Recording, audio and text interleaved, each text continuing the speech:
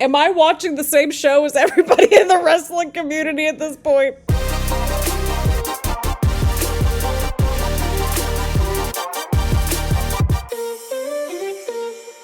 Alright everyone, and welcome back to the channel, or welcome if you're new here. I'm Christina, aka That Variety Nerd, and today we're gathered here to watch our stories. We're here to watch Monday Night Raw and all the shenanigans. Apparently Obafemi's kicking off Monday Night Raw along with Paul Heyman. And we've got the Intercontinental Championship on the line between Penta, who retained at Saturday night's main event. Go check out Saturday night's main event if you haven't seen it already. Pretty solid, fun little show that we had on Saturday night. And Penta's defending against Javon Evans. Roman and Jacob, they're doing a contract signing or whatever. We've also got Bayley and Lyra versus Raquel and Roxanne for seemingly the 100th time. And I think that's it for right now, right? Something like that. Let's just see what shenanigans go down tonight, because there's probably going to be some shenanigans, or lack of shenanigans. We will have to see. But as per usual, grab your snacks, grab your choice beverage, get comfy, cozy, make sure that you're taking care of yourselves, make sure that you're taking care of your mental health, make sure that you're looking out for each other, don't fall for a pyramid scheme or grift, and let's just jump right into it, friends. Paul, I didn't even get a chance to get a water or brush my hair or anything. I just finished putting away my grocery delivery. He's hyping a match that needs no hype. Okay, that makes sense, Paul. Listen to the people. They are very much behind Obafemi. I don't know why we're running this match back, to be honest. At least not right now. We could have had Brock off TV until like Night of Champions or something. I don't know. The biggest rematch in WWE and in all of professional wrestling history. I mean, okay. Why is this match happening? So we're getting character development for Brock Lesnar? What? Look at this. The year 2026, we've got character development for Brock Lesnar. So it just only made him angrier, pretty much. And he just didn't want to go out like that. I mean, I get it, but oh god. By a humbled, retired beast. Look at that. We have a little bit of character development for Brock Lesnar. Not much, but I mean, we gotta take what we can get at this point. So we start out with Paul Heyman in the live crowd. Then we went to a video, and now we're going back to Paul Heyman. I don't think anybody's worshiping Obafemi. We just really like this dude. Paul, you kind of are negating some of this character development we just got from Brock here, because he's like, oh, he's awakened the beast Brock Lesnar or whatever. And I'm like, the dude just, you know, he was straightforward in that video package, Paul. What are we doing? I'm like, okay, we have a little bit more of like, oh, okay, I got humbled by this guy. I need to get my comeuppance. Like, that would have made sense in and of itself, but no, Paul's just convoluting everything because he's Paul Heyman. And we can't trust this dude whatsoever. Alright, we got Obafemi making his way out here. I gotta go switch laundry over. Alright, the good news is that I got my sparkling water, and I got my blanket out of the dryer. One of the smallest joys that I have is a freshly washed and freshly dried blanket. It's all nice and toasty. Yeah, that's a good point, Oba. That is a very good point. Paul Heyman's like so scared right here, and I love that for him. Oh, you're just an advocate, Paul. Okay. Okay. Oh, snap. Well, like, I think, again, we were saying that, like, Brock should realistically retire in Minneapolis because, like, Minnesota's his home state and everything. So I was skeptical when it happened at Mania. I would think that's pretty personal. I think Oba's onto something there. Final chapter, we're only at chapter 2. Maybe it's in 2 halves. Paul, he was like, oh god! Same, Paul, same. You know what? I just thought of this, but, like, why hasn't the Vision actually, like, come out to help out Paul Heyman? Because, like, I don't know, he manages that little group and everything. See, like, there's no Vision within the Vision. But hey, we have an early afternoon show on Sunday, so that's exciting. I love when we get these early shows. I don't know if y'all saw, like, Saturday night's main event, but, like, they were just, like, showing the little, like, recap or whatever. If you didn't watch Saturday night's main event, I'd recommend checking it out. It was actually pretty good. And a lot of us pine for the Peacock era of premium live events again accordingly. Anyway, this was something else. I was into that whole little video package thing that we had with Brock, because I'm like, okay, this is at least helping to explain some things, and then Paul Heyman's just being stupid. I don't know. Either way, another week with Paul Heyman just being Paul Heyman, friends. This time in my home state, although I have never really lived in Columbus or anything, so I mean, it is what it is. Either way, Obafemi just scared the crap out of Paul Heyman, so I think that automatically gets us a thumbs up right there. But also because Brock was making some sense there, I think, so we'll have to see what happens. But like, yeah, I don't know, is this gonna be the last match with them or not? Because I'm like so confused. Alrighty, friends, we've got Javon Evans challenging Penta for the Intercontinental Championship to kick things off in terms of the matches at least. And yeah, I wish we kind of would have have gotten this match last week, but here we are. Because I'm like, weren't they in Javon's hometown last week, right? Anyway, Penta defended his title at Saturday night's main event. He took on Ethan Page, and that was quite a good match. Although I don't know if I can forgive them for changing up Ethan Page's music like that. Oh, there we go. We had the smooth operator, and then Javon Evans just drop-kicked Penta. That's true. He's got to do what he's got to do. Oh! Penta with the super kick after Javon went for that springboard. Oh my god. Did you just hear how they landed on the commentary table? I'm very concerned. Oh, yeah, I just saw the replay. Oh no. Oh, dude!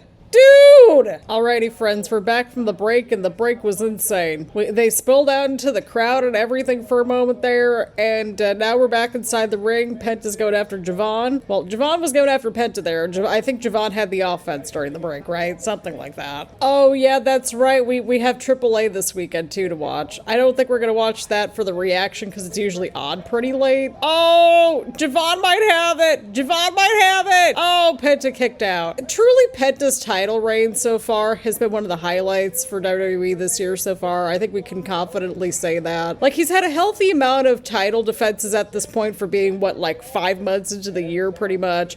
The crazy WrestleMania match. So there's that. But Javon's been crushing it so far. Oh, ouch. Oh, yeah, there's the back again. That's the story of the match, right? We got a "This is awesome" chant. I'd have to agree with the crowd. Oh, no. Oh, no. Oh, no. Oh, no. Okay, so Javon that was like right on the apron and everything. God, he did that cutter right on the apron and everything. Like, my back hurts watching this. Like, all of this entire match. The lower back, it's more like his entire back at this point. Like, I'm in pain watching this. And there goes Penta with the Penta driver. Oh, kick out right there. I don't know how Javon kicked out. Oh, no. Good Lord. Javon! Oh my god, but Penta just super kicked Javon in the midair. Oh, but there goes Javon once again. He's just staying on Penta here. Oh, but there's Penta once again. Oh, that's the Mexican Destroyer. I think Penta's got Javon now. What did we just watch? I'm giving this a thumbs up, although I'm just concerned about Javon at this point. Like, dude, just my back hurts watching just everything that happened in this match. Again, I'm not a trained professional athlete in any capacity. I've just watched a ton of wrestling in my life. The 2 moments there with Javon's back, that looked like that hurt. Like a lot.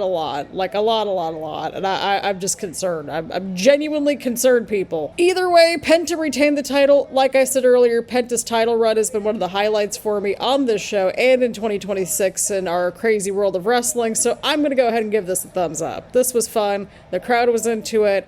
And these two knocked it out of the park, and the ending was kind of fun to watch. Alrighty, friends, we got Bayley versus Lyra versus the Judgment Day for what feels like the 20th time. See, they may not have a shortage of tag teams on the women's side of things, but they certainly have a shortage of tag teams on the men's side of things. But speaking of the men's tag team division, apparently, I guess Braun Breaker is going to be tag team champion with Austin Theory, which makes sense. I still don't know why they didn't just have Braun and Bronson Brigade have the tag titles for a little while. They could have just destroyed everybody. Anyway, we've got Bayley in now. Lyra took care of Raquel for a moment there. Got her to the corner at least, so that certainly helps. We got the frequent tags going on here. You love to see it. Joe Hendry had another song for Logan Paul. Yeah, there's been a lot of Logan Paul discussion within like 3 segments. And I understand that he's like a main character on this show, whether we like it or not, but my god. And well, Raquel just wiped out Lyra and Bayley. And of course, we've got Liv and Dom outside the ring. Liv's not doing anything with the title, and it's been over a month. And Dom's just being Dom. He's just too involved in everybody's business.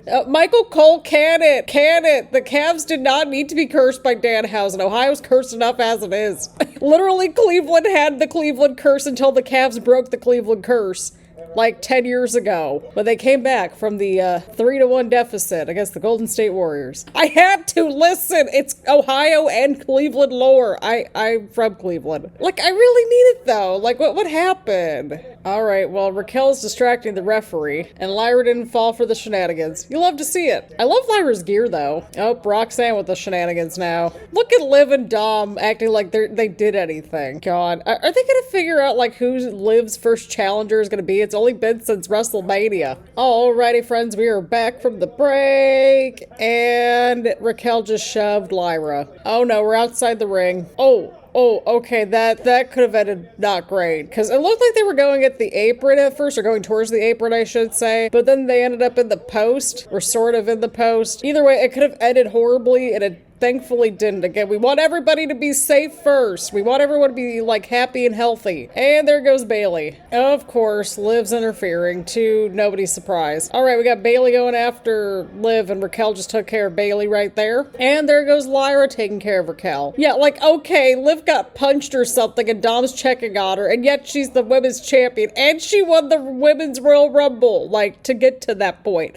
So, again, this whole Liv Morgan character is just getting confusing at this point. Is Liv just kind of over? Because Liv just walked out. Yeah, but like, what did she say to Dom? I don't know what she said to Dom. I'm so confused. Like, if Dom doesn't have a championship, he's like meddling with the women's division matches at this point. That's literally what's been happening for a minute. And Roxanne just hit the pop rocks. Well, it looked like Lyra was about to break up the pin, right? Because I think that's what was supposed to happen. Or at least that's what it looked like for me anyway. I don't know. Oh, Lyra just took care of Raquel. Okay. Dom has a championship too, but I meant like a WWE Championship. Oh, now Roxanne and Bayley both have the title. Well, they just took out Dom right there. Bayley with the sneaky pin for the win! I like literally almost forgot Dom was the AAA Mega Champion for a second. But to be fair, I don't think I saw the title for a minute. But like, do you see my problem? They just make Dom and Liv just like basically do nothing with their titles in general. Like, again, I don't watch AAA, but like, I've seen the Americano clips for sure, but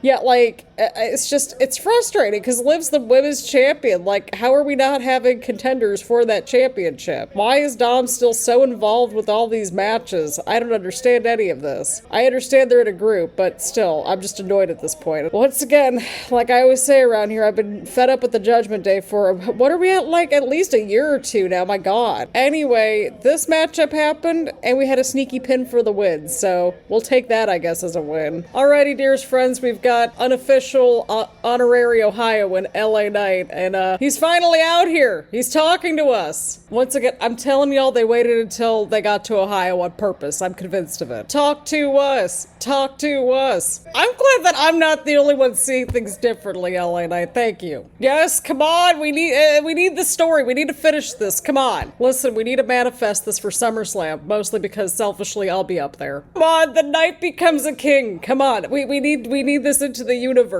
Stirring up the bloodline of old. He's not wrong. He's been basically saying what we've been saying this entire time. Like 2 weeks ago, y'all got a kick out of the title of the video where I was like, I just turned 30 and we have more bloodline shenanigans. But it's true! It's true! New decade, same old bloodline shenanigans. Alright, we got Jimmy out here. No, he's go, keep going, LA Knight. He's had to deal with all these groups. Thank you. We've been saying that this entire time. Oh, I'm sure we're gonna put fair in quotation marks. He's not wrong, LA Knight's thank you. Basically what we've been saying. Okay, thank you. That's what we've been saying, because like Jimmy and Jay, they went through their own arcs and everything. We've been watching this for like ages, seemingly. No. A warning shot? What kind of a warning shot? Yep, he's right. He is proving his point. Also, Jay's gone off the rails, okay? He's been going off the rails for a minute now. Wasn't Jacob, were Jacob and LA Knight fighting for the US title last year? Am I the only one that watches this show at this point? It's like everybody complaining about the boys finale, right? Like, did we watch the same show? Am I watching the same show as everybody in the wrestling community at this point? Oh, our family will become your business. But wasn't LA Knight in the bloodline vortex for ages? Like, again, he said it earlier about like how he's dealing with all these groups. He's the one that he likes. I mean, he's not wrong. He's like, I don't like this man. I never liked him in the first place. Yeah, like Roman needed like 1,000 people and 1,000 different shenanigans to hold on to that title in the first place. Whenever I hear the words family business, I think of freaking Sam and Dean from Supernatural. I'm on Team LA Knight in this whole situation because this poor dude has been dealing with the bloodline for like since 2023, right? Yeah, because that was like the first whole situation with the bloodline, and then there was the US title situation, and just like they were just like it was just all over the place on SmackDown. We were doing the SmackDown shenanigans.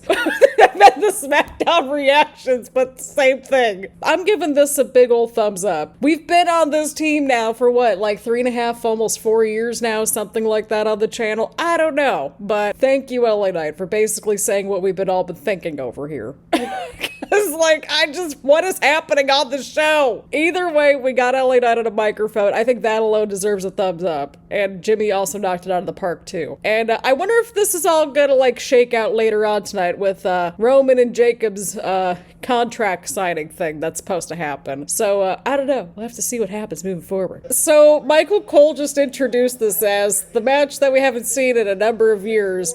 Two very big-headed, two very stubborn dudes. Like, that's literally how we're shaping this, as if we don't have an actual story that we have going into this match. Oh, God, okay, at least they're bringing it back to the story. I was like, what are we talking about here? Like, they both hate the Vision, but they don't trust each other because, quite clearly, Seth started the Visionless Vision in the first place. Yeah, but, like, the Vision got brought down, technically, at frickin' WrestleMania, right? Like, we literally just had this whole conversation. It's like the Visions are, like, almost every single segment for the most part. It's either the Vision or the Judgment Day, and I'm tired of it. I understand that the Vision's like the main character. Once again, I'm tired of all these groups. I do appreciate how we're getting more Seth Rollins matches on weekly television, though, so, like, I appreciate that. Again, bright spots. We're having a lot of bright spots this week. But Seth didn't really take down the Vision. He hasn't taken down the Vision, so I understand that he wants to destroy the thing that he created and everything because they betrayed him, even though he was treating everyone like crap. I swear to God, once again, like, am I the one person that watches this show?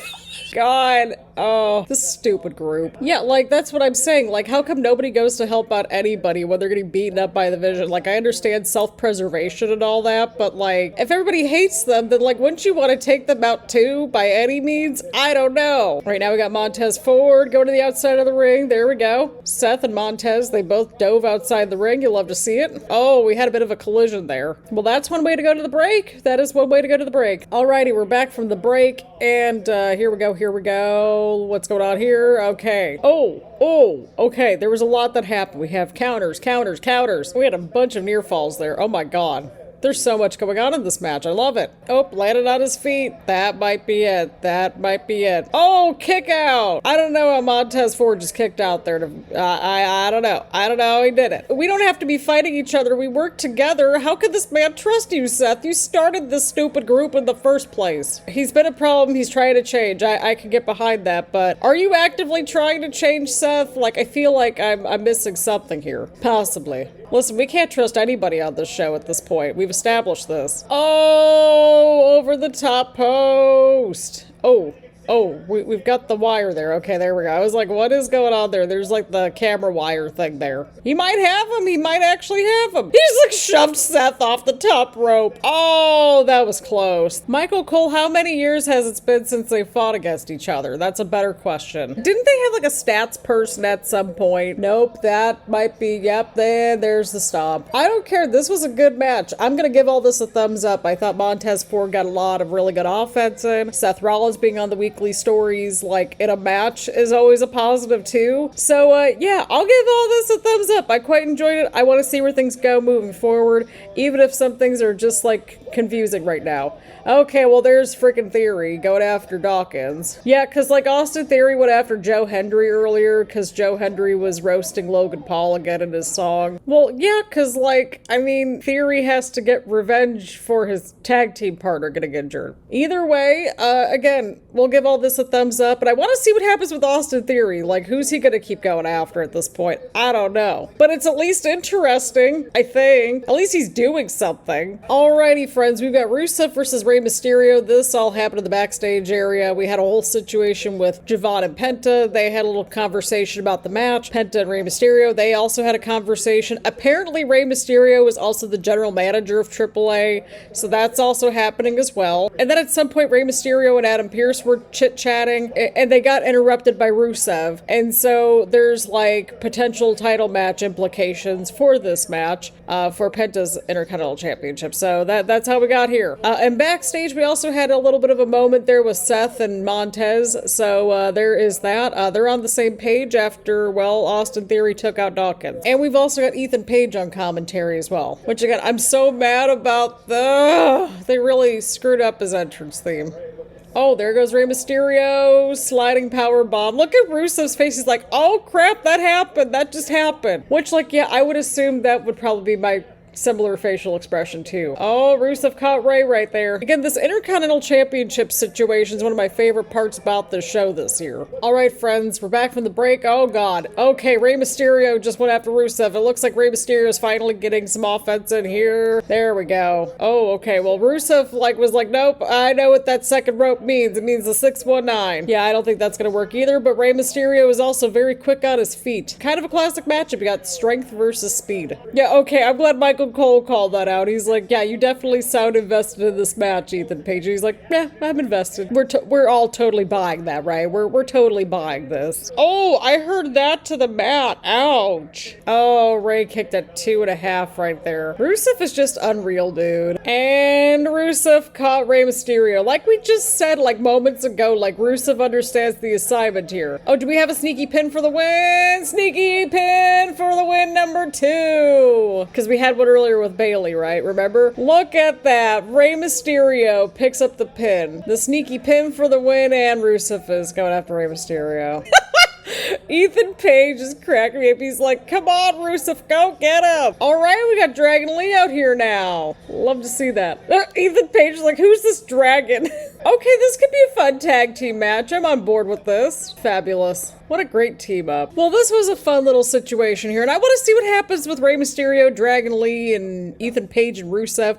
Have they established why Rusev and Ethan Page are teaming up in the first place? I could be entirely wrong, or maybe I just missed it or something. I don't know. Maybe I need to be paying more attention to the show, but either way, I'll still give this a thumbs up. The crowd was into it. It's Rey Mysterio. Rusev destroys people, and we had another sneaky pin for the win. Alrighty, friends, so we've got the contract signing for Tribal Combat coming up at Clash in Italy, and we've got people chanting OTC, even though we've established that Roman's just trash at this point. Jacob just threw the chair at the security people, and he threw the second chair at them too. Now he's throwing the table. And why are we supposed to cheer for Roman Reigns? I'm still trying to figure this out. And Roman Reigns is coming out here. I swear, between that and like being fed up with the groups at this point, like, I think those are the two things, like, that I'm pretty much asking every single week at this point. Y'all see what I mean here, though, but, like, Roman Reigns is literally taking his sweet old time going down to the ring when the security and producers and everybody that's, like, in the ring trying to hold back Jacob.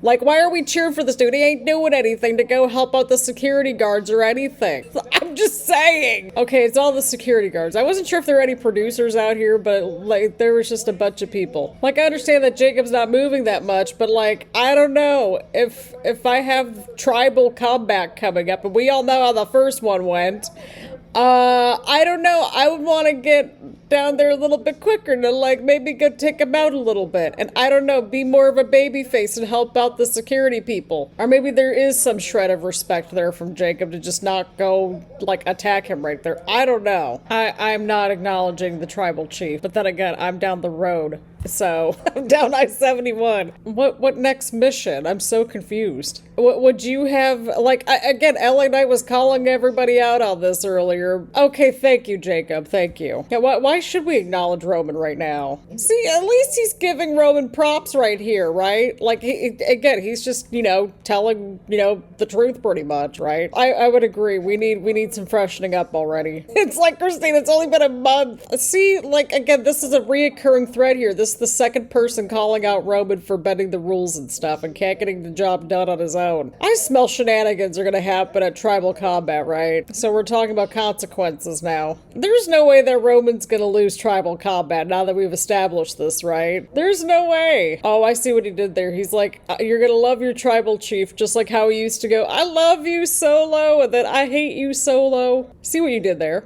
See, I wish they did the whole Tribal Combat thing when Solo was still leading things over on SmackDown, right? I mean, he technically is at this point, but still, like, again, that could have made things a little bit more interesting, but I don't trust anything. I don't trust this. I don't trust this at the end of the show. I got that little end credit thing. Okay, we faded to black, apparently. I smell shenanigans coming up on Sunday. I smell shenanigans.